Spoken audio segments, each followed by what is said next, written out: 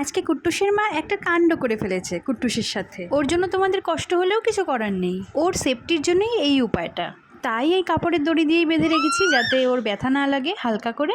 দেখে খারাপ লাগলেও কিচ্ছু করার নেই। অবশ্য এই বাধাটা আমি কিছুক্ষণের জন্যই করেছিলাম, তারপর এমন মায়া হলো সাথে সাথেই খুলে দিলাম। আমার শোনা মা, তোমাকে কি আমি বেঁধে রাখতে পারি? তোমরাই বলো আমার কি করার। রান্নাঘরে গেলেই আতঙ্কে থাকতে হয়, এই বুঝি পড়ে গেল।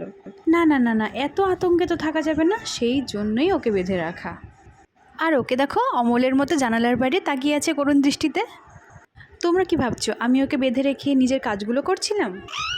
হ্যাঁ, এটা ঠিক ভেবেছিলাম যে ওকে বেঁধে রেখে আমি কাজগুলো করে ফেলি, কিন্তু বাঁধার পর দেখে এত খারাপ লাগলো, তাই আর কাজকর্ম ফেলে রেখে ওর সামনেই দাঁড়িয়ে থাকলাম, দেখি ও কী করে। তাই দেখতে দেখতে সময় পার করলাম, তারপরে আর কাজ আর হলো কই, তাই আবার ওকে খুলে দিলাম। কাজ তো আর এগোলো না।